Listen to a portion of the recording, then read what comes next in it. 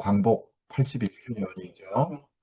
그리고 어, 우리 건국 78주년이 이제 내일 아침이면 됩니다. 오늘 저희가 함께 나눌 제목은 쇼프팀, 정의를 따르라, 공의를 따르라, 그런 말씀 부분인데요. 저희가 이번 토라 포션을 보면서 오늘의 대한민국을 함께 생각하고 또 앞으로 어떻게 나가야 될지를 기도하는 그런 시간이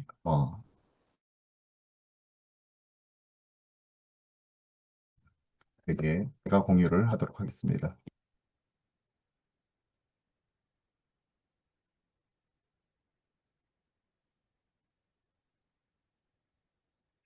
예, 먼저 오늘 부분은요, 쇼프팀은 신명기 16장 18절에서 21장 9절까지입니다.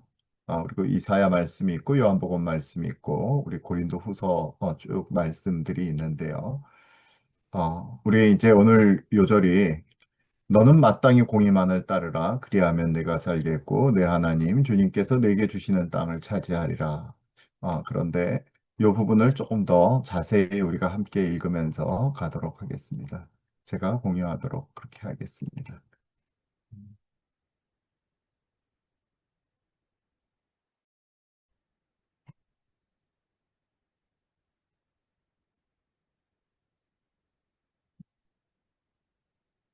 네. 이 부분이 우리 신명기 16장 20절 말씀이죠. 근데 너는 마땅히 공의만을 따르라. 우리 이제 번역은 그렇게 돼 있는데 오늘 제가 너는 마땅히 공의만을 따르라. 그리하면 내가 살겠고 내 하나님 주님께서 내게 주시는 땅을 차지하리라. 혹시 옆에 영어가 있으신 분들은 보면은 여기도 justice and justice 그렇게 돼 있습니다. 실제로 우리 원문에도 보면은 어, 째덱 그렇게 나와 있습니다. 공의만을 따르라. 티르도 그렇게 공의만을 따르라. 그리하면 내가 살겠고 내 하나님 주님께서 내게 주시는 땅을 차지하리라. 그래서 그게 맞습니다. 이렇게 강조가 되어 있습니다. 공의와 공의만을 따르라. 우리 같이 성경을 펴시고요. 어, 우리 같이 좀, 쭉, 우리 16장 18절에서 우리 21장까지 한번, 저희가 성경을 같이 보는 시간 갖도록 하겠습니다. 음,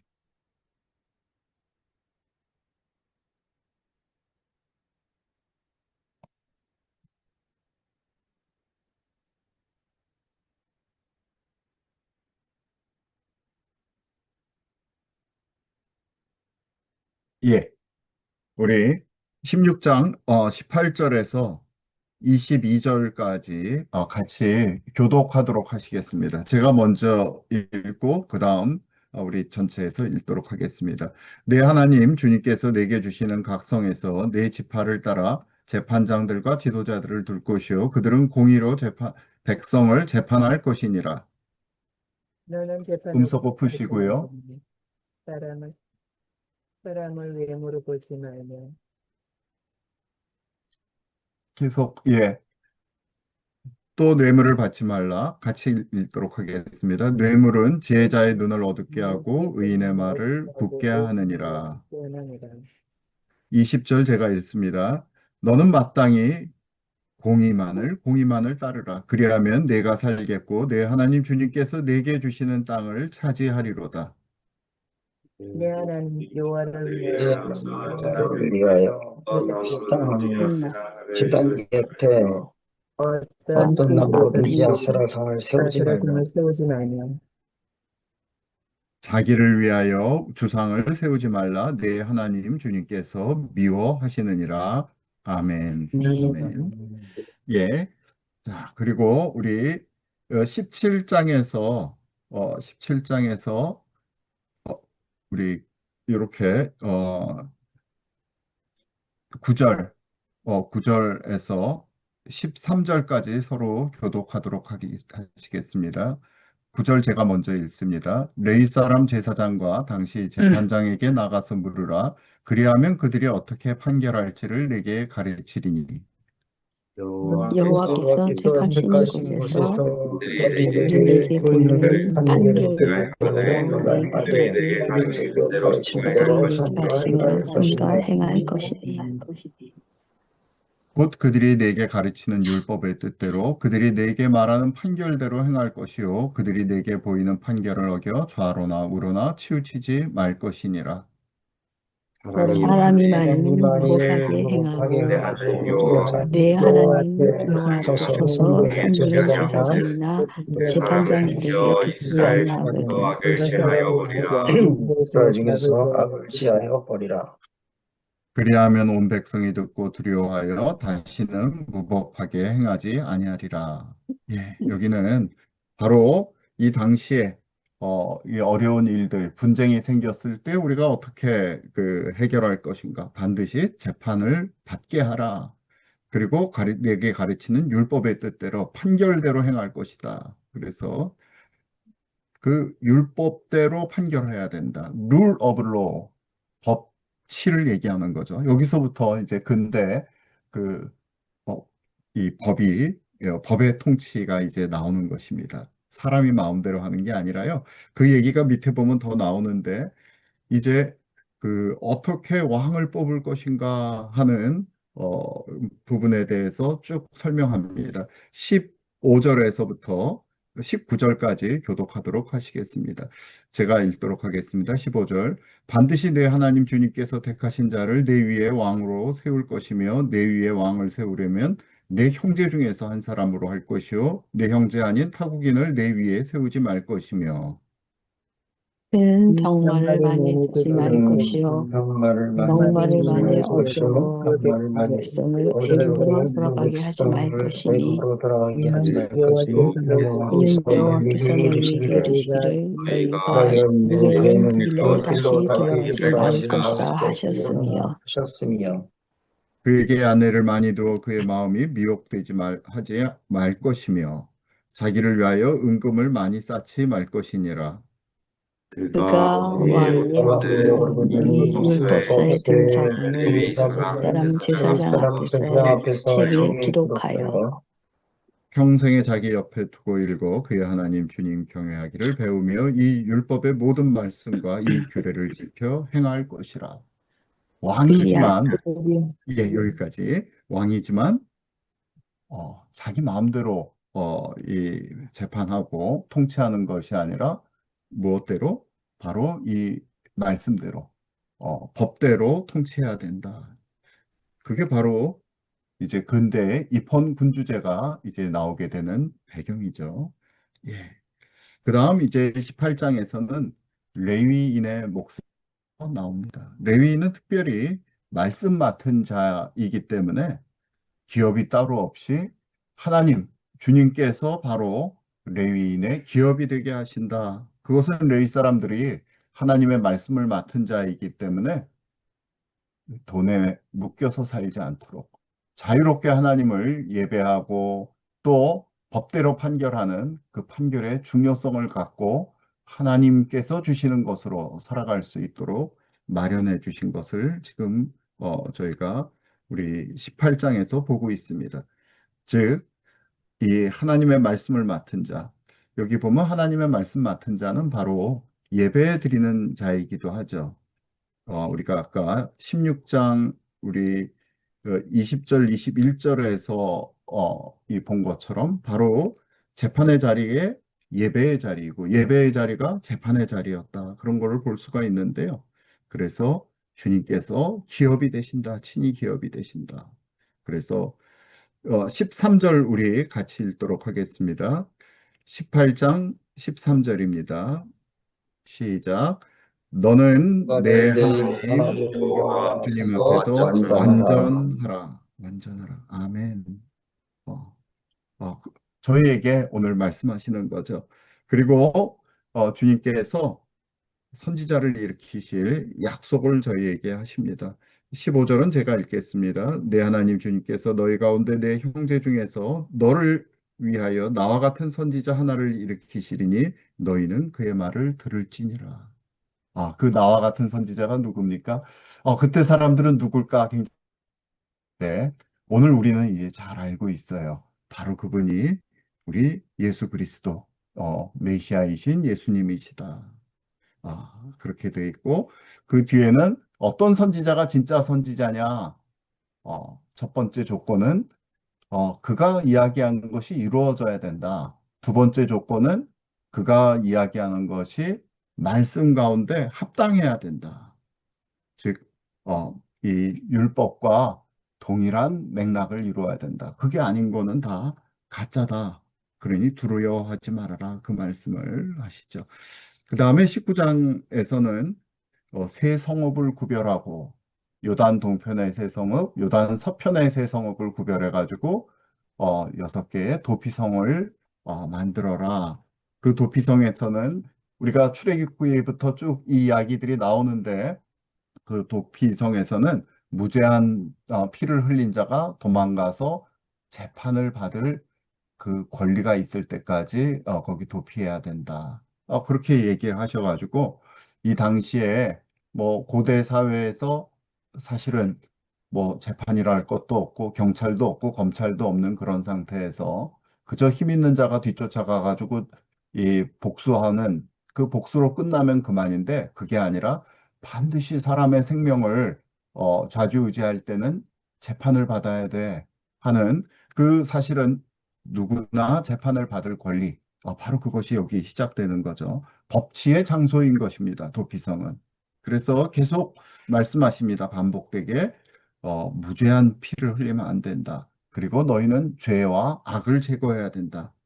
그래서 이런 재판도 한 사람의 증언으로 할 것이 아니라 두세 증인의 입으로 하라. 여기 보면은 19장 15절을 보면요. 모든 사람의 악에 관하여 또한 모든 죄에 관하여는 한 증인으로만 정할 것이 아니요 두 증인의 입으로나 또는 세 증인의 입으로 그 사건을 확정할 것이며 예.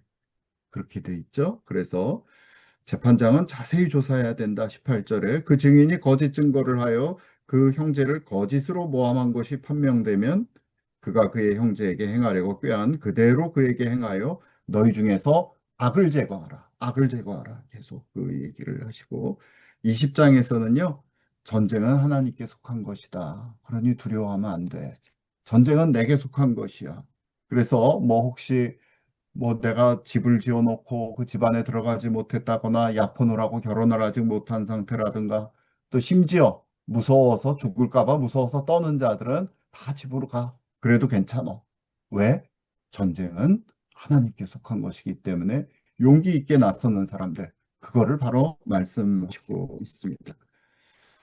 자, 그 다음에 우리 20장 이 뒷부분에 보면 어떻게 이제 성읍들을 점령할 것인지를 10절에서 우리 20절까지 쭉 나오는데요. 거기 보면은 이 그 가나안 사람들 헷 족속, 아모리 족속, 그 브리스, 히위 족속, 여부스 족속을 왜 다 진멸해야 되냐? 가증한 것을 본받아 주님께 범죄할 수 있기 때문에 너희 중에 어떤 악한 씨라도 하나라도 완전히 진멸하라. 그렇게 이야기하고 계십니다. 특별히 21절에 보면은 어떤 사람이 피살된 시체가 발견이 되었는데 이게 누가 범인인지 도저히 알 수 없을 때에는 제일 가까운 성읍의 장로들이 나가서 그 송아지에 암송아지를 취해가지고 그의 목을 꺾음으로써 그들 가운데 무죄한 피를 흘린 죄가 얼마나 큰 것인지를 지금 다시 한번 알려주시고 그 땅이 무죄한 피로 이렇게 그 물들지 않도록 하는 그런 모습을 보입니다. 그래서 장로들이 고백을 하게 하죠. 우리의 손이 이 피를 흘리지 아니하였고 우리의 눈이 이것을 보지도 못하였나이다. 그래서 그 고백을 통해서 최대한 무죄한 피를 흘린 죄를 속죄할 수 있도록 그렇게 지금 하고 있는 그 제도를 보이게 됩니다. 그래서 9절 보면은 21장 9절 같이 한번 읽도록 하겠습니다. 시작. 너는 이와 같이 여호와께서 주님께서 보시기에 정직한 일을 행하여 무죄한 자의 피 흘린 죄를 너희 중에 너희 중에서 지할지니라. 지니라. 아멘. 자, 그렇다면 하나님께서 얼마나 우리의 생명과 우리의 우리가 존귀한 것을 얼마나 하나님께서 이런 말씀들을 통해서 가르쳐 주시고 또 말씀하시는지를 우리가 잘 알 수 있겠습니다. 자, 그럼 오늘 제가 준비한 것들을 같이 보면서 좀 더 깊숙이 묵상하고 나누는 시간을 갖도록 하겠습니다.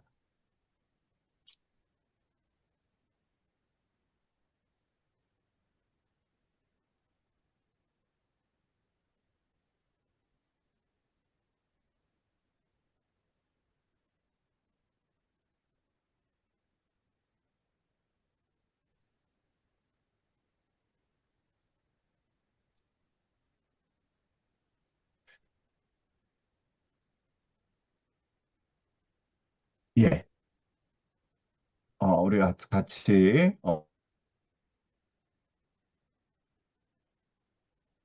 20절까지 특별히 20절 너는 마땅히 공의만을 따르라. 째데크 티르도프 예 그렇게 말씀하고 계시죠.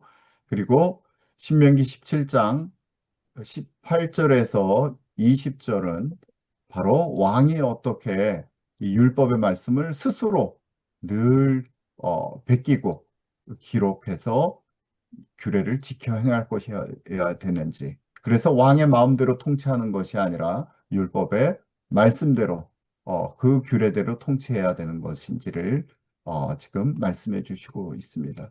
오늘 이사야서에서는 이렇게 말씀하십니다.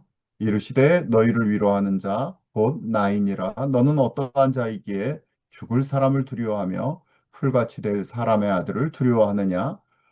하늘을 펴고 땅의 기초를 정하고 너를 지은 자 주님을 어찌하여 잊어버렸느냐.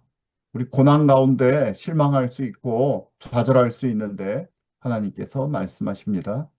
너는 어떻게 죽을 사람을 두려워하느냐.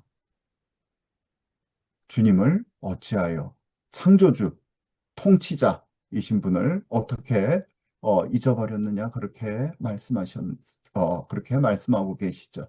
그리고 요한복음에서는 우리 침례 요한이, 세례 요한이 예수님을 보고서 보라 세상 죄를 지고 가는 하나님의 어린 양이로다 이렇게 선언함으로써 바로 이 해결할 수 없는 문제를 가진 우리 스스로 가진 그 문제를 우리의 메시아 통치자께서 오셨다라고 선포하십니다.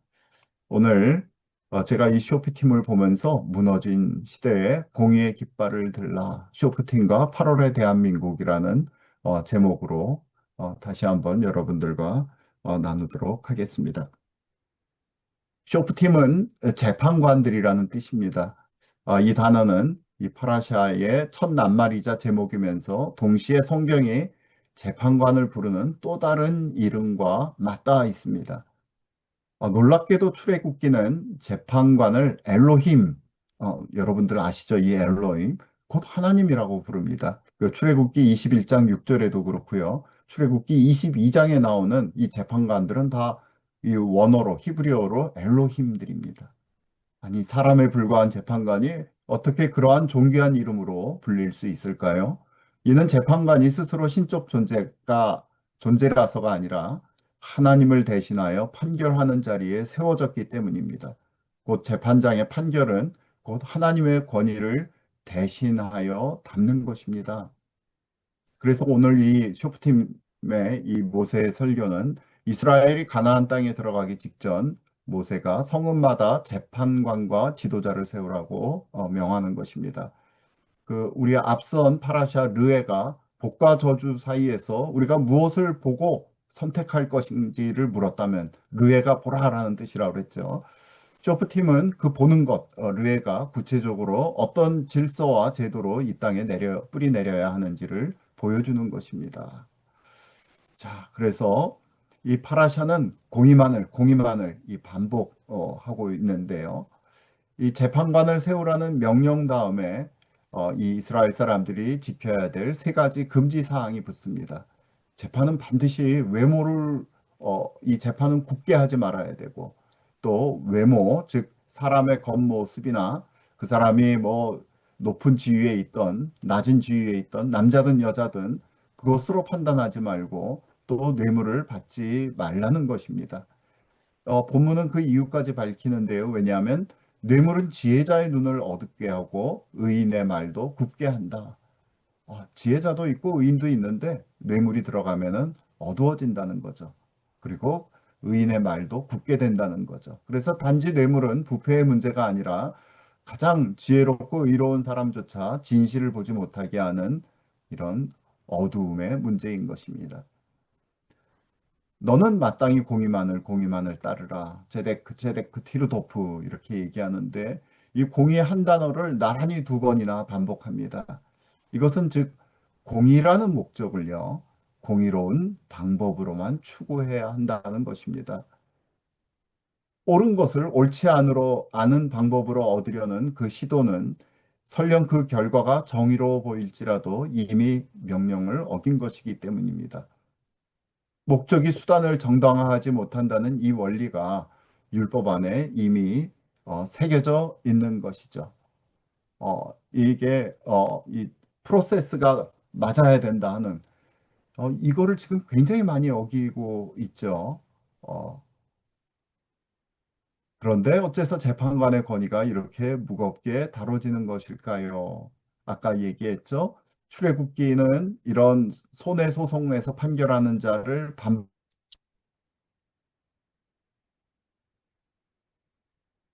반복해서 엘로힘이라고 부르는데요. 그것은 꼭 있기 때문입니다.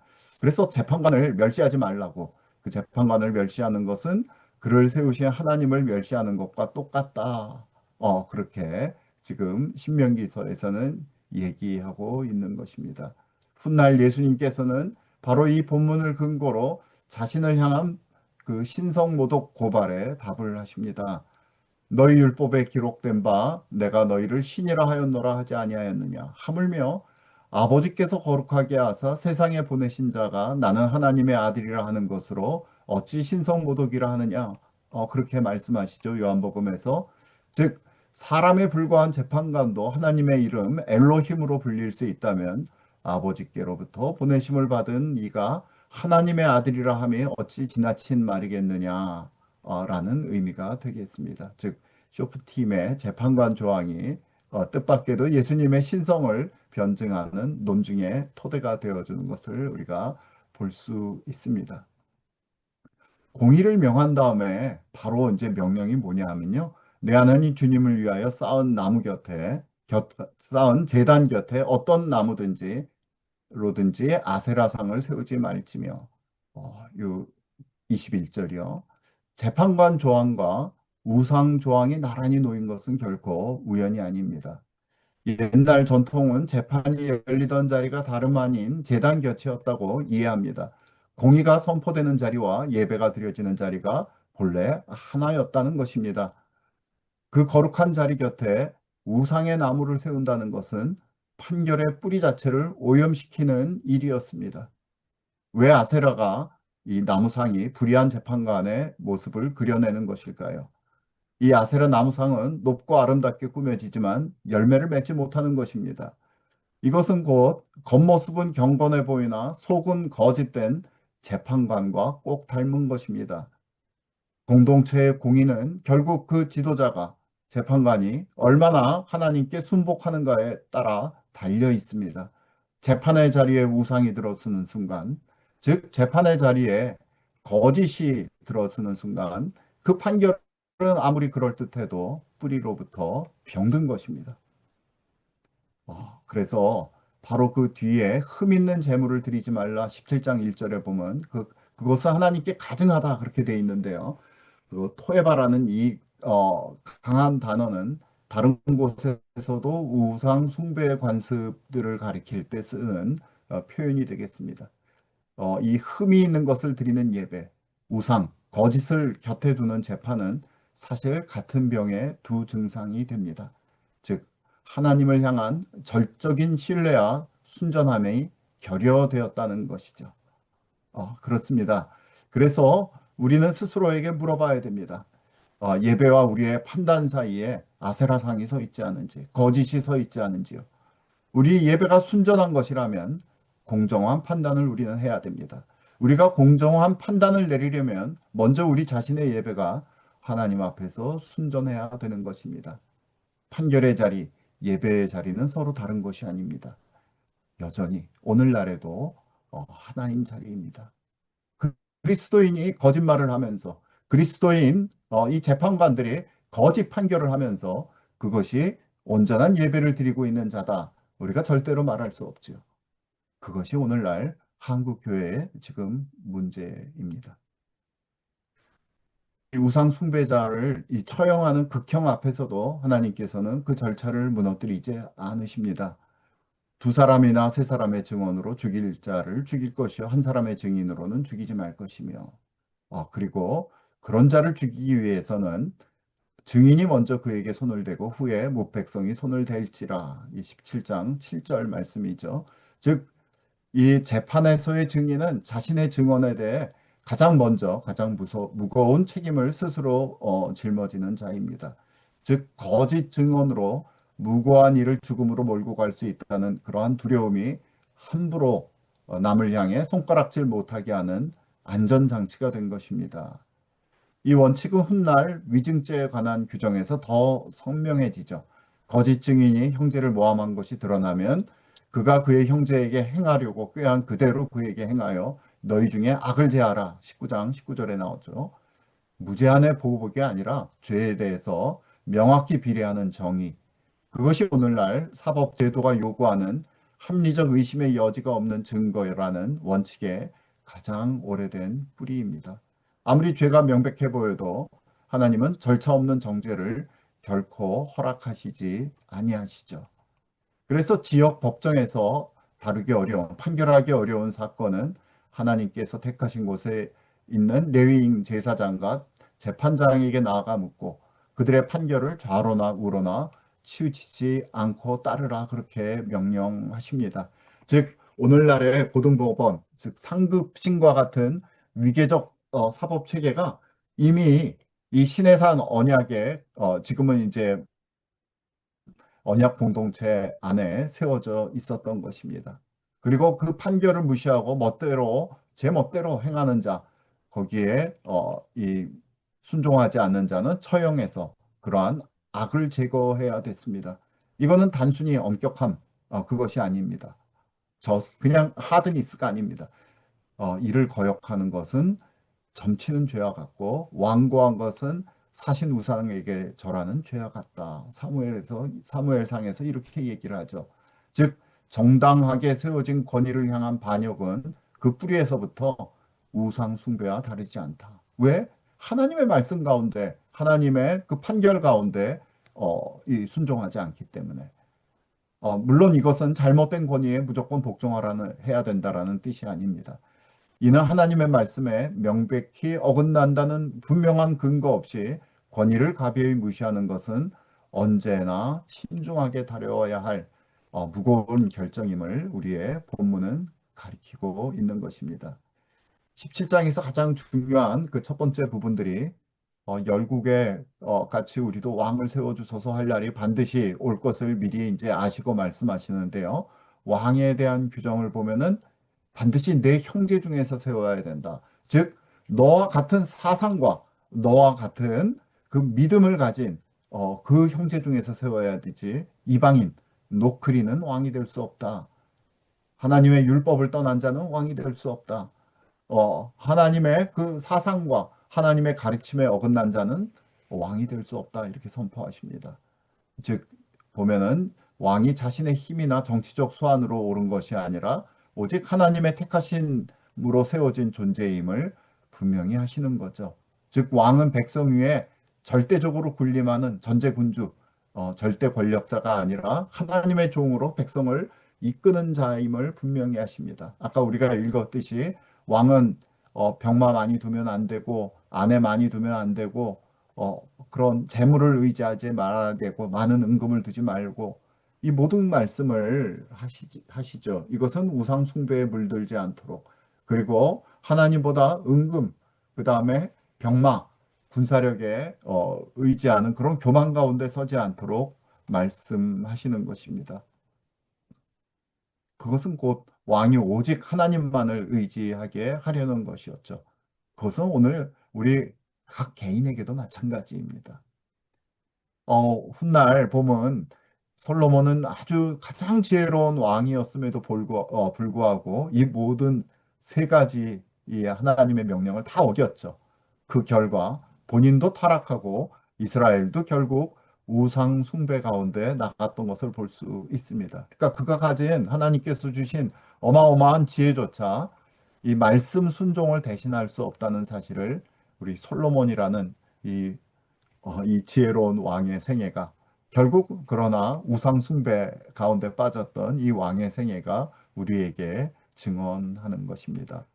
왕은 이 부르심을 이 그대로 지키기 위해서 항상 이 율법서 등사본을 자기 손으로 직접 써서 또 곁에 두고 읽음으로써 그 말씀을 스스로 확인하고 하나님의 권위 앞에 순복해야 했습니다. 왕이라 할지라도 율법 위에 있지 않았던 것이죠. 이것은 결국 이 쇼프팀에서 누구도 법 위에 있지 않다는 법치주의 정신의 성경적 원형을 여기서 보여주고 있습니다. 실제 이 근현대의 법치주의는 성경에서 가장 면면이 흐르고 있는데요. 헌법을 세운 분들도 왕이라도 율법 아래 있어야 된다는 이 원리에서 입법, 행정, 사법이 서로 견제하는 상권 분립의 틀을 이끌어냈고 또 대통령직을 맡아야 될 사람은 자국에서 태어난 시민만이 맡을 수 있도록 못 박은 것도 이방인은 왕이 될 수 없다는 그런 이 신명기의 원리와 맞닿아 있습니다. 우리 대한민국의 헌법 역시 다르지 않은 뿌리에서 서 있습니다. 헌법 제11조는 모든 국민은 법 앞에 평등하다 그렇게 선언하면서 입법, 행정, 사법이 서로 견제와 균형을 이루도록 설계되어 있습니다. 사람의 뜻이 아니라 헌법과 법률에 따라 나라가 다스려야 된다는 그 법치주의 정신이 그 뼈대인 것입니다. 물론 이 헌법들이 신명기를 직접 인용한 것은 아니지만 권력자 역시 법 아래 있어야 한다는 이 신명기의 신학적 원리가 서구 법사상을 거쳐 오늘 우리가 사는 대한민국의 헌정 질서까지 이루어져 왔다고 볼 수 있겠습니다. 왕에게 요구되었던 이 같은 원리는 오늘 이 땅의 위정자들에게도 또 역시 우리 각 개인에게도 여전히 유효한 기준인 것입니다. 레위인의 분깃에 대해서 이제 18장에서 쭉 나오죠. 레위인은 땅에 분깃이 주어지지 않았습니다. 그들은 대신 화제 헌물을 가지고 또 처음 깎은 양털을 받고 살아갔죠. 이 보면은 다른 지파에 비해서 언뜻 불리해 보이는 이 규정에는 하나님의 깊은 배려가 있는데 이것은 바로 레위인이 자신이 재물을 쌓는 일에 마음을 빼앗기지 않고 하나님과 백성을 섬기는 일에 온전히 헌신하도록 하기 위한 그리고 이렇게 말씀하십니다. 주님이 그들의 기업이 되기 때문이다. 땅이 아니라 하나님 자신을 유업으로 받은 자에게는 사실은 재물의 많고 적음은 더는 근본적인 관심사가 될 수 없는 것입니다. 이는 오늘날 하나님의 말씀을 가르치는 이들을 향한 원리이기도 합니다. 가르치는 자가 재물에 염려 없이 온전히 그 일에 헌신할 수 있도록 공동체가 마땅히 그를 돌보아야 하지만 동시에 그 후원이 가르치는 내용을 어, 좌우하는 지렛대가 되어서는 안 되는 것입니다. 진리보다 재물을 쫓는 순간 가르치는 자가 그 후원하는 자의 눈치를 보는 순간 그 섬김은 이미 본래의 자리를 벗어난 것입니다. 그래서 이 레위인들은 부르심의 또 다른 얼굴이죠. 비록 땅은 받지 않았지만 성전에서 봉사하기를 원한다면 어디든지 갈 수 있고 어떤 사람이나 장소나 소유에 매이지 않는 자유로운 존재로 만들었던 것입니다. 바로 이 원리가 신약의 사도들과 일꾼들에게도 이어지죠. 그들은 아무것도 가진 것이 없어 보이나 모든 것을 가진 자들이라라는 그 고린도 후서에서 사도 바울의 놀라운 고백을 우리가 듣게 되는데요. 사실은 이 사도들의 부요함은 소유가 아니라 하나님 그분 자체라는 그런 고백이었습니다. 그래서 우리가 진짜 물려줄 우리 애들한테 돈도 많이 물려주고 뭐 부동산도 많이 집도 물려주면 좋겠죠. 그게 나쁜 건 아니죠. 그렇지만 우리가 물려주는 것이 단지 그런 물질적인 것뿐이라면은 그거는 하나님께서 레위인에게 주신 그 기업과 우리가 비교해 볼 때는 그건 너무나 빈약한 것이죠. 주님은 나의 분기시다. 하나님께서는 나의 분깃이 되셨다. 나의 평생의 분깃이 되셨다라고 이렇게 우리가 고백할 때 이를 바로 분깃으로 이어받아 똑같은 주님은 나의 분깃입니다. 그렇게 고백할 수 있는 자녀는 이 세상에 무엇인가를 다 잃어도 전체를 잃어도 진짜 부요함은 이르지 않게 되는 것입니다. 즉 우리가 후손에게 물려줄 가장 큰 유산은 바로 오늘 레인에게 주신 그 기업, 하나님 그분 자체를 그들의 몫으로 삼는 법을 우리가 보여주는 것이라고 생각합니다. 우리 18장에서는 완전하라 그렇게 우리 같이 읽었죠. 완전하라. 주님 앞에서 완전하라. 즉 가나안 족속들이 행하던 점술, 기듐, 무당, 진언자, 신접자, 초혼자 이 모든 것을 주님께서는 가증한 행위라고 불리시는데요. 이러한 가증한 행위의 공통점은 뭐냐? 하나님이 아닌 다른 통로로 미래를 미리 알고 싶어 하고 스스로 미래를 통제하려는 시도라는 것입니다. 즉, 인간의 마음속에는 언제나 내일을 알 수 없기 때문에 불안함이 있을 수밖에 없죠. 그런데 그 불안을 잠재우려 점술과 주술로 손을 이렇게 뻗는 유혹이 언제나 우리 인간 속에는 있는 것입니다. 근데 하나님은 그 불안에 대한 대답으로 너희 점술, 미리 점 보는 것이 아니라 전혀 다른 걸 명하시죠. 너는 내 하나님 주님 앞에서 완전하라. 완전하라. 탐임, 완전, 흠이 하나도 없는 거, 완전히 순전한 거, 그걸 얘기하는 건데요. 즉, 우리가 스스로 미래를 알아내려 애쓰는 대신 그 미래를 지고 계신 그분 앞에 사는 그 부르심. 스스로는 미래에 대해서 통제를 하기를 추구하지만 탐임이라는 이 단어는 신뢰를 택하는 것입니다. 이게 오늘날도 여전히 유효하죠. 우리 대학가에 가보면은 뭐 운세, 타로 뭐 이런 것들을 잔뜩 있는 집들을 거기 눈에 들어오게 되는데 이게 참 안타까운 일인 거죠. 바로 이 갈라디아에서는 이렇게 얘기하죠. 이런 것들을 가리켜 세상의 초이다. 골로새서에도 그렇게 이야기하죠. 세상의 초등학문에 얽매이지 말라 경계합니다. 별과 하늘의 뜻을 별과 하늘의 뜻 걸 통해서 이 미래를 궁금해하기보다는 그 별을 지으신 그 분을 아는 지식 그것이 바로 우리를 이런 미래의 불안으로부터 자유하게 하는 것입니다. 너와 같은 선지자, 나비, 대언자를 어떻게 검증하는가? 아까 이야기했죠. 그분 예수 그리스도로 오신 것도 우리가 이미 알고 있죠. 그래서 그가 하나님 스스로 말하고 그 말이 이루어지지 않았을 때, 그리고 그 말이 하나님의 율법에 일치하지 않을 때, 그는 가짜 선지자이다. 그러니 그를 두려워하지 말고 오직 하나님의 말씀 가운데 우리가 살 거를 지금 계십니다. 이 도피성 이야기 아까도 말씀드렸지만 19장부터 21장 9절까지 하나의 주제이죠. 생명의 존귀함입니다. 그래서 이 했을 때 그게 고의가 있느냐 없느냐 반드시 무죄한 피는 흘리지 말아야 되지만 실제로 그자가 이웃을 죽이기로 이것이 드러나면 반드시 그대로 그에게 행할 것을 말씀하십니다. 그래서 특별히 살해된 사람의 시체가 발견되었을 때에도 그거를 우리가 그 공동체가 어떻게 그것에 대해서 그냥 묻어버리고 끝나는 것이 아니라 그냥 덮어버리는 것이 아니라 여러 가지 이 암송아지를 끌고 가서 목을 꺾고 스스로 고백하면서 이 피를 우리가 흘리지 아니했다. 우리 눈이 그걸 보지 못했다. 이런 복잡한 절차를 두는 것이 이 하나님의 의로운 공동체는 이 죽음에 대해서 가볍게 여기면 안 된다. 생명에 대해서 가볍게 여기면 안 된다라는 그러한 가르침이 되겠습니다. 자, 오늘 그래서 벌써 시간이 꽤 간 것 같은데요. 8월에 대해서 잠시 말씀드리도록. 8월은 세 가지의 얼굴을 가졌는데요. 이제 8월 29일은 우리가 잘 아는 1910년의 경술 국치의 날이죠.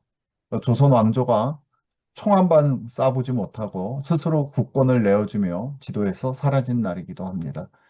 1945년 8월 15일은 하나님의 은혜 가운데 35년의 어둠을 뚫고 빛을 되찾은 광복의 날이 되겠고요.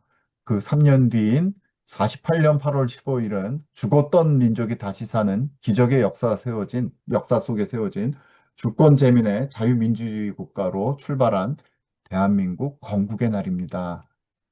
이 8월이 한 달 가운데 망국, 광복, 건국이라는 굉장한 이 주제들이 한 달 안에 모두 겹쳐 있습니다. 왜 대한제국은 그렇게 허무하게 무너졌습니까? 그리고 어떻게 그 폐허 위에서 오늘 대한민국이라는 새 나라가 세워졌는지요. 그리고 오늘 2026년 8월을 살아가는 대한민국은 지금 어떤 모습입니까? 사실 마음이 많이 아프죠. 지금 우리는 법치주의가 마비되고 아까 이 쇼프팀, 파라샤 쇼프팀에서 하지 말라는 모든 것을 지금 하고들 있죠. 양심이 실종되며 거짓이 진실의 자리를 가로채고 사법과 선거의 무결성마저 훼손된 심각한 국가적 정신적 위기 앞에 서 있습니다. 주권자의 뜻이 왜곡되고 국민들의 뜻이 왜곡된 거죠. 진실을 말해야 할 언론이 침묵하며 위정자들이 당략에 따라 헌정 질서를 흔드는 모습도 우리가 목도하게 됩니다. 오늘 이 어두운 터널의 한복판에서 하나님께서는 이번 주 우리에게 이 쇼프팀 재판관들이라는 성경의 말씀을 오늘 펼쳐 보여주신 것입니다. 쇼프팀은 하나님께서 기뻐하시는 국가, 원하시는 공의로운 국가, 즉 법치와 양심이 살아있는 거룩한 공동체의 원형을 선포하시는 것입니다. 1910년 경술국치는 사실 국가 제도가 아니라 정신과 양심의 붕괴였습니다. 그때 아무런 저항이 없고 오히려 조용했다요. 그 당시의 기록들을 보면 그것은 힘이 없어서만이 아니었습니다. 지킬 만한 가치와 정직한 양심을 가진 지도층과 공동체가 이미 내부에서부터 썩어 망해 있었기 때문입니다. 당시 한일 병합조약 발표 직전인 8월 28일 순종 황제 즉위 4주년 기념 파티에서 대한제국의 관료들과 신하들은 일제 그 통감부와 함께 의기양양하게 잔치를 벌이며 평상시처럼 즐겼습니다. 이거를 기록한 분이 있죠. 중국의 양계초가 이렇게 한탄했습니다. 조선이 망한 것은 황제가 망하게 한 것이요. 백성이 망하게 한 것이다. 조정의 벼슬하는 자는 오직 사당만을 키우며 국가가 있으면 몰랐고 백성들은 국사를 자신과 아무 상관없는 것으로 여겼다. 나는 조선의 멸망을 보며 춥지도 않은데 전율을 느낀다. 예, 이렇게 기록했습니다. 양계초는 그 당시에 자신의 그 청나라 중국이 망하는 것을 보면서 조선이 망하는 것을 따라 중국이 이렇게 따라가고 있다고 한탄했던 그런 사람이죠. 근데 그 이전에도 벌써 보면요. 이건 1910년 얘기인데 1874년 프랑스에서 온 달레 신부의 한국 천주교를 보고 또 1895년 윤치호 선생님의 일기 역시 보면은 이 조선 사회가 매간매직과 법의 사유와 거짓말과 도둑질이 일상화된 관료와 사회상을 통탄스럽게 기록했습니다. 거짓이 온 나라에 가득 차 있다는 거죠. 지도층이 책임을 버렸고 백성들이 양심을 잃었다는 것입니다. 그때 나라의 주권은 사멸할 수밖에 없었습니다. 이것이 우리의 역사의 비극적인 진실입니다. 누가 이 나라를 어떻게 팔아먹겠습니까? 그거는 거짓된 것이죠. 바로 오늘 법치와 양심이 붕괴해가는 현 시국 속에서 대한민국의 성도인 우리가 삶과 사회 속에 깊이 적용해야 될 점, 그것이 무엇일까요? 그것이 먼저 째데크입니다. 공의롭게, 공의롭게, 정의롭게, 정의롭게. 즉, 모든 수단과 가정의 전적인 정직성을 우리가 회복해야 됩니다. 그것이 우리 홀리웨이브가 정직한 나라, 거룩한 대한민국이라는 슬로건을 건 이유이기도 합니다. 우리는 정직을 회복하지 않으면 아무것도 안 되는 거죠. 즉, 크리스천은 목적이 좋다는 이유로 우리 모든 사람들이, 국민들이 평화롭게 평등하게 살아야 되는 것이지, 그런 좋은 이유로 거짓이나 불의한 수단을 합리화해서는 안 됩니다. 성경이 오직 공의만을 강조했듯이 우리는 거짓 서사, 이야기들과 선동, 진영의 논리를 거부하고 오직 정직한 데이터와 팩트, 사실, 법적 절차의 정직함을 사수해야 되는 것입니다. 이게 바로 예배인 것입니다. 거짓말이 도둑질과 정치의 기술이 되어버린 이런 사회 속에서 우리 크리스천들은 내 삶의 소소한 영역에서부터, 남들이 아니라 내 양심 속에서부터, 영역에서부터, 더 나아가 국가적 공론장에 이르기까지 거짓을 거부하는 정직의 파수꾼으로 마땅히 서야 될 것입니다. 그리고 또 우리는 모든 권력과 삶을 말씀과 법체 아래 굴복시켜야 됩니다. 쇼프팀에서 왕은 스스로 율법서를 복사해서 평생 읽으며 교만하지 말아야 할 명령을 받았습니다. 오늘 우리는 이 땅의 법관, 정치인, 대통령, 또 신도 결코 법 위에 서거나 헌법과 하나님의 말씀 위에 군림할 수 없음을 우리 크리스천들은 선포해야 됩니다. 내 뜻이나 정치적인 셈법이 아니라 공의로운 법치주의, 룰 오브 로, 룰 바이 로가 아니라 법을 이용하는 그런 법꾸라지들이 아니라 하나님의 말씀 그대로, 공의로운 우리의 헌법 그대로 하나님의 말씀에 온전히 순복하는 겸손을 바로 우리 이 크리스찬들이, 교회가 회복해야 되는 것입니다. 그리고 특별히 오늘 이 파라지아 쇼프팀에서 무제한 피해에 대해서, 도피성에 대해서, 이 법적 절차에 대해서 계속 이야기하고 계시는데요.